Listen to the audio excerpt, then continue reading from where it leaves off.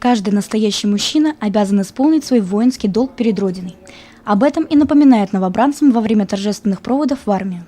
Отмечать День призывника в торжественной обстановке стало доброй традицией. С приветственным словом и напутственными пожеланиями к собравшимся обратились представители военного комиссариата города Сибай и Хайбулинского района, учебных заведений и воинских организаций.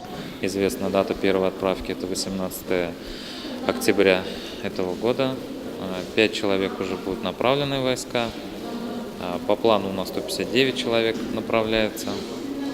Очень сложный, скажем так, план у нас на осенний призыв.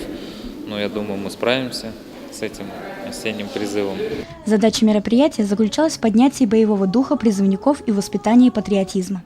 Все выступающие призвали будущих солдат во время прохождения службы продолжать славные ратные традиции своих предков. Все они напомнили будущим солдатам и матросам, что воинская служба была и остается святым долгом. Им доверяют охранять покой родных и близких, а их земляки надеются на них и ждут домой здоровыми, возмужавшими, овладевшими всеми армейскими навыками. Таков был главный смысл напутствий, прозвучавших в этот день. Я считаю, что служба в армии нужна каждому человеку.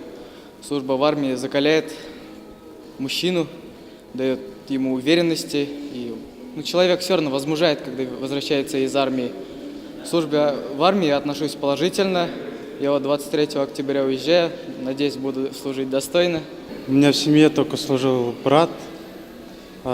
Настроение нормально, идти готов служить. Там закаляешь свой дух, узнаешь, на что ты способен, сколько ты сможешь продержаться. Жители нашего города никогда не были безразличны к судьбе своей родины.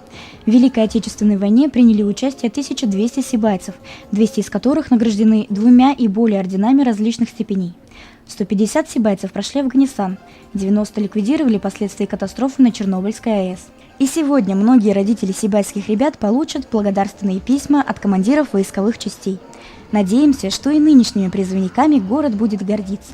Евдокия Титаренко, Айгуль Хамитова, Алик Кадыров, Любовь Карпова, телекомпания СТВ.